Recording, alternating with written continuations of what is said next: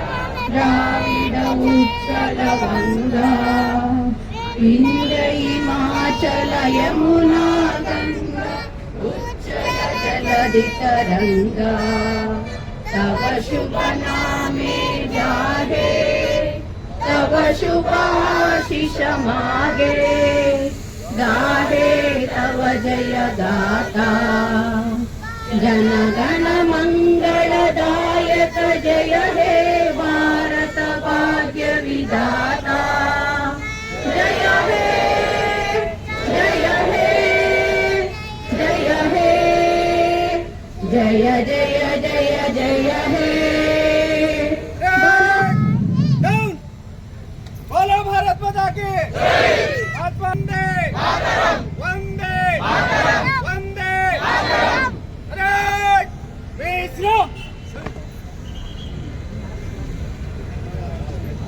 ಅವರಿಂದ ಪುಷ್ಪಾರ್ಚನೆ ಸಂಗೊಳ್ಳಿ ರಾಯಣ್ಣರ ಅವರ ಪ್ರತಿನಿಧಿ.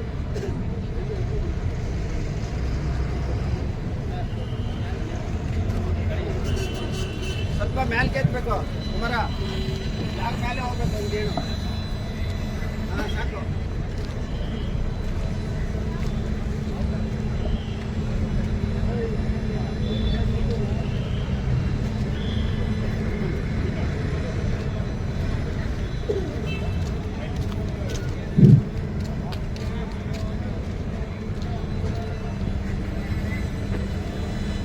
ನಾವೆಲ್ಲರೂ ಈ ದಿನ 75ನೇ ಗಣರಾಜ್ಯೋತ್ಸವ ಸಮಾರಂಭಕ್ಕೆ ಇಲ್ಲಿ ಸೇರಿದ್ದೇವೆ.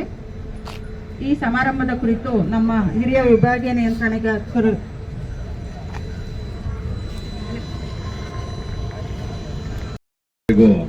ಗಣರಾಜ್ಯೋತ್ಸವದ ಶುಭಾಶಯಗಳು. ಇಲ್ಲಿ ನಡೆದಿರುವಂತಹ ಕೆಂಪೇಗೌಡ ಬಸ್ ನಿಲ್ದಾಣ ವಿಭಾಗದ ಎಲ್ಲ ಅಧಿಕಾರಿಗಳೇ, ಸಂಚಾರ ಆಡಳಿತ ಭದ್ರತಾ ಶಾಖೆಯ ಎಲ್ಲ ಮೇಲ್ವಿಚಾರಕ ಸಿಬ್ಬಂದಿಗಳೇ, ಅದೇ ಶಾಖೆಯ ಸಹಾಯಕ ಸಿಬ್ಬಂದಿಗಳೇ ಮತ್ತು ಇಲ್ಲಿ ನಡೆದಿರುವಂತಹ ಸಾರ್ವಜನಿಕರೇ ಹಾಗೂ ಸಂಸ್ಥೆಯ ವಿವಿಧ ವಿಭಾಗಗಳಲ್ಲಿ ಕರ್ತವ್ಯ ನಿರ್ವಹಿಸುತ್ತಿರುವಂತಹ ಸಿಬ್ಬಂದಿಗಳೇ, ಈ ದಿನ ನಾವು ಗಣರಾಜ್ಯೋತ್ಸವವನ್ನು ಆಚರಿಸ್ತಾ ಇದ್ದೇವೆ. ಗಣರಾಜ್ಯೋತ್ಸವವನ್ನ ಆಚರಿಸುವಂತಹ ಈ ಸಂದರ್ಭದಲ್ಲಿ ಇತಿಹಾಸದ ಪಟ್ಟಿಗಳನ್ನು ತಿರುವಿ ಹಾಕಿ ನೋಡಿದಾಗ ಆ ಪುಟಗಳಲ್ಲಿ ಸಹಸ್ರಾರು ಸಂಖ್ಯೆಯಲ್ಲಿ ಜನರು ಭಾರತದಲ್ಲಿ ಸ್ವಾತಂತ್ರ್ಯಕ್ಕಾಗಿ ಯಾವ ರೀತಿ ಹೋರಾಟವನ್ನು ಮಾಡಿದ್ರು, ಯಾವ ರೀತಿ ಕಷ್ಟಪಟ್ಟು ತಮ್ಮ ಜೀವ ಮನೆ ಮಠವನ್ನು ತ್ಯಾಗ ಮಾಡಿ ಸ್ವಾತಂತ್ರ್ಯವನ್ನು ಗಳಿಸಿಕೊಟ್ರು ಅನ್ನುವಂಥದ್ದನ್ನು ನಾವು ನೋಡಿದ್ದೇವೆ. ಅದೇ ರೀತಿ ಸ್ವಾತಂತ್ರ್ಯವನ್ನ ಪಡೆದುಕೊಂಡ ನಂತರದಲ್ಲಿ 1930ರಲ್ಲೇನೋ ಸ್ವರಾಜ್ ಅಂತ ಹೇಳ್ಬಿಟ್ಟು ಪರಿಕಲ್ಪನೆಯೊಂದಿಗೆ ಹೋರಾಟವನ್ನು ಆರಂಭ ಆಯಿತು. ಸ್ವಾತಂತ್ರ್ಯದ ಹೋರಾಟ ಸ್ವಾತಂತ್ರ್ಯವನ್ನು ಪಡೆದುಕೊಂಡ ನಂತರದಲ್ಲಿ ಪ್ರಜಾಪ್ರಭುತ್ವದ ಆಶಯಗಳ ಅಡಿನಲ್ಲಿ ಯಾವ ರೀತಿಯಲ್ಲಿ ನಮ್ಮ ದೇಶವನ್ನು ನಾವು ಆಳ್ಕೊಳ್ಬೇಕು ಅನ್ನುವಂತ ರೀತಿ ನೀತಿಗಳ ನಿಯಮಾವಳಿಗಳನ್ನ ರೂಪಿಸುವಂತ ಕಾರ್ಯ ಆರಂಭ ಆಯಿತು. ಆ ಕಾರ್ಯದಲ್ಲಿ ಸಂವಿಧಾನ ಶಿಲ್ಪಿಯಾದ ಡಾಕ್ಟರ್ ಬಾಬಾ ಸಾಹೇಬ್ ಅಂಬೇಡ್ಕರ್ ಅವರು ಮತ್ತು ಅವರ ಜೊತೆಗಿದ್ದಂತ ಎಲ್ಲಾ ಸಮಿತಿಯವರು ಕೊಟ್ಟಂತ ಕರಡು ಪ್ರತಿಯನ್ನ ಬೇರೆ ಬೇರೆ ದೇಶಗಳ ಪ್ರಜಾಪ್ರಭುತ್ವದ ಆಶಯಗಳನ್ನ ಅದರಲ್ಲಿರುವಂತಹ ತತ್ವಗಳನ್ನ ಅಳವಡಿಸಿಕೊಂಡು ಸಂವಿಧಾನವನ್ನು ಅಳವಡಿಸಿಕೊಂಡು ಅದನ್ನ ಗಣರಾಜ್ಯವಾಗಿ ನಾವು ಅಳವಡಿಸ್ಕೊಂಡ್ವಿ. ಅಳವಡಿಸಿಕೊಂಡಂತದಿಂದ ಮಹತ್ವವನ್ನು ಸಾಧಲಿಕ್ಕಾಗಿ ಈ ದಿನ ನಾವು ಗಣರಾಜ್ಯೋತ್ಸವನ ಆಚರಿಸ್ತಾ ಇದ್ದೇವೆ. ಹಿಂದೆ ಬ್ರಿಟಿಷ್ ಆಡಳಿತ ಮಾಡ್ತಿದ್ದಂತಹ ಸಂದರ್ಭದಲ್ಲಿ ನಮ್ಗೆ ಯಾವುದೇ ಸ್ವಾತಂತ್ರ್ಯ ಅನ್ನುವಂಥದ್ದು ಇರಲಿಲ್ಲ. ಅಂದ್ರೆ ಭಾರತೀಯರಿಗೆ ಸ್ವಾತಂತ್ರ್ಯ ಅನ್ನುವಂಥದ್ದೇ ಇರಲಿಲ್ಲ. ಯಾವ ರೀತಿ ನಮ್ಮನ್ನ ಆಡಳಿತ ನಡೆಸ್ಕೊಳ್ತಿದ್ರು ಅನ್ನೋದು ಅವ್ರ ಮೂಗಿನ ನೇರಕ್ಕೆ ನಡೆಸ್ಕೊಳ್ತಾ ಇದ್ರು. ಆದ್ರೆ ಪ್ರಜಾಪ್ರಭುತ್ವದ ಆಶಯದಲ್ಲಿ ಪ್ರಪಂಚದಲ್ಲೇ ಅತಿ ದೊಡ್ಡ ಪ್ರಜಾಪ್ರಭುತ್ವವಾದ ಭಾರತ ದೇಶದಲ್ಲಿ ಪ್ರತಿಯೊಬ್ಬರಿಗೂ ದೀನ ದಲಿತರಿರ್ಬೋದು, ಸಾಮಾಜಿಕವಾಗಿ, ಆರ್ಥಿಕವಾಗಿ, ದೈಹಿಕವಾಗಿ ಹಿಂದುಳಿದಂತವ್ರು ಇರ್ಬೋದು, ವಿವಿಧ ಭಾಷೆಗಳನ್ನ, ವಿವಿಧ ಜೀವನ ಪದ್ಧತಿಗಳನ್ನ ಅಳವಡಿಸಿಕೊಂಡಂತವರಿಗೆ ಪ್ರತಿಯೊಬ್ಬರಿಗೂ ಸರಿ ಸಮಾನವಾದ ಅವಕಾಶವನ್ನು ನೀಡುವಂತಹ ನಿಟ್ಟಿನಲ್ಲಿ, ಅದೇ ರೀತಿಯಲ್ಲಿ ತುಳಿತಕ್ಕೆ ಅಥವಾ ಶೋಷಣೆಗೆ ಒಳಗಾದವರಿಗೆ ನ್ಯಾಯವನ್ನು ದೊರಕಿಸಿಕೊಡ್ಲಿಕ್ಕೆ ವಿವಿಧ ಸಂಸ್ಥೆಗಳನ್ನು ಸ್ಥಾಪಿಸಿ ನಾವು ಯಶಸ್ವಿಯಾಗಿ ಮುನ್ನಡೀತಾ ಇದ್ದೇವೆ. ಈ ಸಂದರ್ಭದಲ್ಲಿ ವಿನ್ಸ್ಟನ್ ಚರ್ಚಿಲ್ ಅವರು ಹೇಳಿದಂತ ಒಂದು ಮಾತನ್ನ ನಾವು ಜ್ಞಾಪಕ ಇಟ್ಕೋಬೇಕಾಗುತ್ತೆ. ಭಾರತೀಯರು ಅವರು ಆಳ್ಕೊಳ್ಳಿಕ್ಕೆ ಅವರು ಅರ್ಹರಲ್ಲ ಅನ್ನುವಂತ ಒಂದು ಅಭಿಪ್ರಾಯವನ್ನು ಅವರು ವ್ಯಕ್ತಪಡಿಸಿದ್ರು. ಆದ್ರೆ ಅದನ್ನ ಸುಳ್ಳಂತ ಸಾಬೀತು ಮಾಡಿ ನಾವು ಇವತ್ತು ಮುನ್ನಡೀತಾ ಇದ್ದೇವೆ. ಈ ಸಂವಿಧಾನದ ಆಶಯಗಳ ಅಡಿನಲ್ಲಿ ಸ್ಥಾಪಿತವಾದಂತಹ ಸಾರಿಗೆ ಸಂಸ್ಥೆನಲ್ಲಿ ನಾವೆಲ್ಲರೂ ಕೆಲಸ ಮಾಡ್ತಾ ಇದ್ದೇವೆ. ಸಾರ್ವಜನಿಕರಿಗೆ ಅಗತ್ಯವಾದ ಸೇವೆಯನ್ನು ಕೊಟ್ಬಿಟ್ಟು ಸಾರ್ವಜನಿಕರ ಅಭಿಲಾಷೆಗಳಿಗೆ ಸರಿಯಾಗಿ ಕರ್ತವ್ಯವನ್ನು ನಿರ್ವಹಿಸ್ತಾ ಇದ್ದೇವೆ. ದೇಶ ಸೇವೆ ಮಾಡುವಂತದ್ದು ಗಡಿನಲ್ಲಿದ್ದು ದೇಶವನ್ನ ಕಾಯೋದಷ್ಟೇ ಅಲ್ಲ, ಸಾರಿಗೆ ಸಂಸ್ಥೆ ಇರ್ಬೋದು, ಇನ್ಯಾವುದೇ ಸಂಸ್ಥೆ ಇರ್ಬೋದು, ಅದರಲ್ಲಿ ನಾವು ಮಾಡುವಂತ ಕೆಲಸ, ಒಬ್ಬ ವ್ಯವಸಾಯ ಮಾಡುವಂತವನು ಇರ್ಬೋದು, ಅವನು ಮಾಡುವಂತ ಕೆಲಸದಲ್ಲಿ ಹೆಚ್ಚಿನ ಶ್ರದ್ಧೆಯಿಂದ ಮಾಡಿಬಿಟ್ಟು ಜನರ ಜೀವನದ ಗುಣಮಟ್ಟವನ್ನ ಹೆಚ್ಚಿಸಲಿಕ್ಕೆ ಏನ್ ಕೊಡುಗೆಯನ್ನು ಕೊಡ್ತಾರೆ, ನಮ್ಮ ಮುಂದಿನ ಪೀಳಿಗೆಗಳ ಜೀವನವನ್ನ ಉತ್ತಮಗೊಳಿಸಲಿಕ್ಕೆ ಏನು ಪ್ರಯತ್ನವನ್ನು ಮಾಡ್ತಾನೆ, ಅದರ ಮೂಲಕ ಈ ಗಣರಾಜ್ಯೋತ್ಸವದ ಆಶಯಗಳನ್ನ ಪ್ರತಿಯೊಬ್ಬರ ಜೀವನ ಗುಣಮಟ್ಟವನ್ನು ಹೆಚ್ಚಿಸುವಲ್ಲಿ ಎಲ್ಲರೂ ಶ್ರಮಿಸೋಣ ಅಂತ ಹೇಳ್ತಾ, ಆ ನಿಟ್ಟಿನಲ್ಲಿ ನೀವೆಲ್ಲರೂ ಕೈ ಜೋಡಿಸಿ ಅಂತ ಹೇಳ್ತಾ, ಈ ಸಂದರ್ಭದಲ್ಲಿ ಸ್ವಾತಂತ್ರ್ಯಕ್ಕಾಗಿ ಹೋರಾಡಿ ತನ್ನ ಪ್ರಾಣವನ್ನೇ ತ್ಯಾಗ ಮಾಡಿದಂತ ಸಂಗೊಳ್ಳಿ ರಾಯಣ್ಣ ಅವರ ಕೊಡುಗೆಯನ್ನು ಸ್ಮರಿಸಿಕೊಳ್ತಾ ಈ ಸಂದರ್ಭದಲ್ಲಿ ಮಾತನಾಡಲಿಕ್ಕೆ ಅವಕಾಶ ಮಾಡಿಕೊಟ್ರೆ ನಮ್ಗೆಲ್ಲರಿಗೂ ಒಂದಿವಸ ನನ್ನ ಮಾತುಗಳನ್ನು ಮುಗಿಸ್ತೇನೆ. ಧನ್ಯವಾದಗಳು.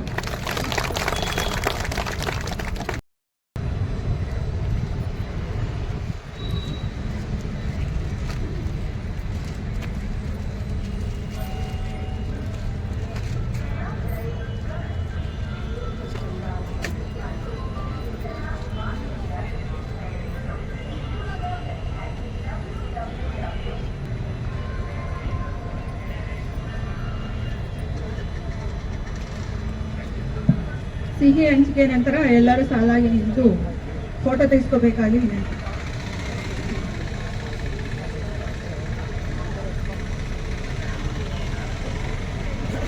ಎರಡು ಸೀನ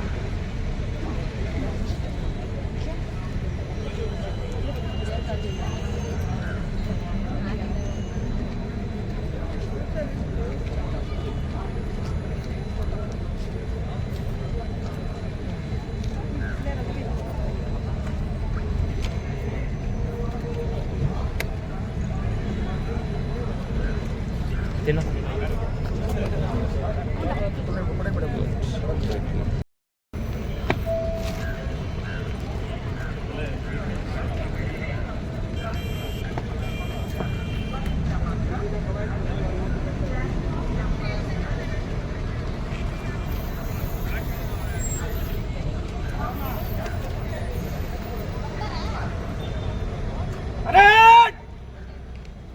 देश पर